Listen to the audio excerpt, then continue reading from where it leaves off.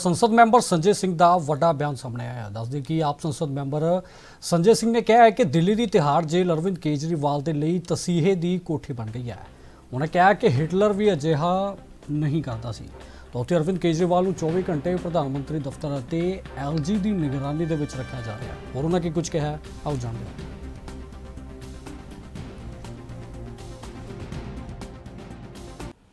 इसको देखना चाहते हैं कि अरविंद केजरीवाल का मनोबल कितना गिरा, कितना वो टूटे, कितना वो झुके। आप क्या देखना चाहते हैं प्रधानमंत्री जी? और आपने अपने एक एलजी को भी लगा दिया, उसका ऑफिस भी इसी काम में लगा हुआ। दिल्ली के एलजी महोदय दिल्ली के लोगों का काम छोड़कर यह देखने में लगे हुए हैं कि अरविंद केजरीवाल को कितनी प्रताड़ना दी जा रही है, कितनी यातनाएं दी जा रही हैं। वो 24 घंटे सारा काम इसी में लगा रहे हैं, वो भी अपना पूरा ध्यान इसी में लगा रहे हैं।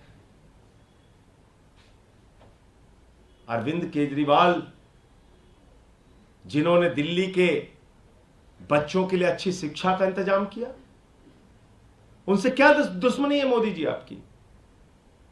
अरविंद केजरीवाल जिन्होंने दिल्ली के बुजुर्गों के लिए तीर्थ यात्रा कराई, बिजली फ्री कराई, पानी फ्री कराया, आईआरएस की नौकरी छोड़ी। अरविंद केजरीवाल जिसने 49 दिनों में मुख्यमंत्री की कुर्सी को लात मार दिया, कोई चपरासी की भी नौकरी नहीं छोड़ना चाहता। उस अरविंद केजरीवाल के मनोबल को आप गिराना चाहते हैं। आपके इस अन्यायपूर्ण और अत्याचारपूर्ण व्यवहार को देखकर प्रधानमंत्री जी, अरविंद केजरीवाल के बूढ़े मां बाप जो खुद बीमारी की हालत में हैं, यह हालत अपने बेटे की देखकर वो दुखी होते हैं। उनकी पत्नी सुनीता केजरीवाल जी उनके स्वास्थ्य को लेकर चिंतित रहती हैं। दिल्ली के लोग पिछले 23 दिनों से चिंतित हैं। देश के लोग जो उनसे बेहद प्यार करते हैं वो चिंतित हैं इस बात को लेकर कि आखिर अरविंद केजरीवाल को दवा क्यों नहीं दी जा रही है, इंसुलिन क्यों नहीं दी जा रही है। एक आदमी जो लोगों के लिए दवा का, शिक्षा का, पढ़ाई का, अस्पताल का इंतजाम कर रहा था, आज खुद उसको दवा नहीं दी जा रही है। इस तरह का अत्याचार। और इसलिए प्रधानमंत्री जी, मैं आपसे कहना चाहता हूं, अगर केजरीवाल से कंपटीशन करना है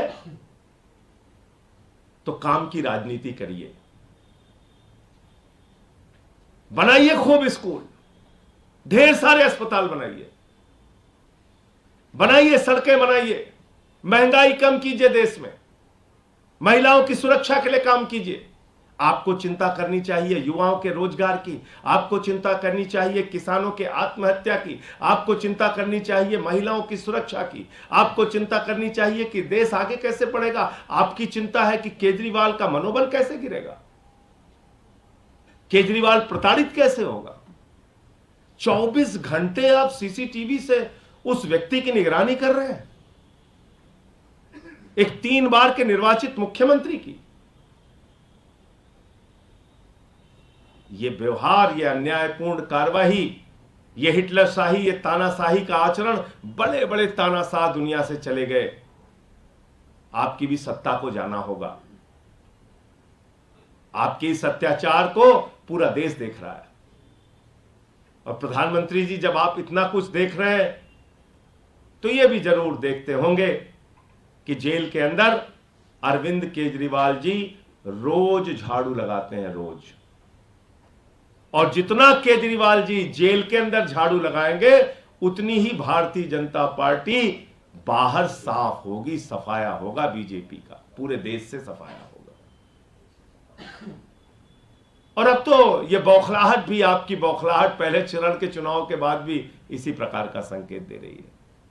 तो मैं आपको यह बताना चाहता हूं कि पीएमओ देश के प्रधानमंत्री नरेंद्र मोदी, एलजी ऑफिस और खुद एलजी महोदय सारे नियम कानून को तोड़कर जेल में अरविंद केजरीवाल के सीसीटीवी का फुटेज मंगाकर, लिंक मंगाकर उनके ऊपर निगरानी कर रहे हैं, उनको देख रहे हैं। और इसलिए बार बार मुझे यह दोहराना पड़ता है कि केजरीवाल के विरुद्ध गहरा षड्यंत्र चल रहा है और उनके साथ कोई भी अनहोनी की घटना कभी भी घटित हो सकती है और इसमें सीधे तौर पर देश के प्रधानमंत्री और उनका कार्यालय, एलजी ऑफिस और एलजी शामिल है। मुझे इतनी बात कहनी थी। आपका कोई प्रश्न हो तो आप पूछ सकते हैं। इस दावे का आधार क्या है कि वहां देखा जा रहा है? अब आप इसको पता कर लीजिए। हमारे इंसुलिन न देने की बात भी मीडिया नकार रहा था, मजे उड़ा रहा था। कई बार उसको बीजेपी वाले लोग जश्न मनाने की मुद्रा में कि ठीक है केजरीवाल बीमार हो रहे हैं, ठीक है जश्न मनाओ केजरीवाल बीमार हो रहे हैं, कर रहे थे ना। आखिर माननीय न्यायालय ने एम्स के डॉक्टरों का पैनल बनाया ना केजरीवाल जी की जांच के लिए। यह क्यों करना पड़ा? यह काम क्या जेल का प्रशासन पहले से नहीं कर सकता था? अगर केजरीवाल के विरुद्ध साजिश नहीं होती तो क्या उनको इंसुलिन जैसी चीज उनको जो उनके जीवन के लिए जरूरी है नहीं दी जा सकती थी?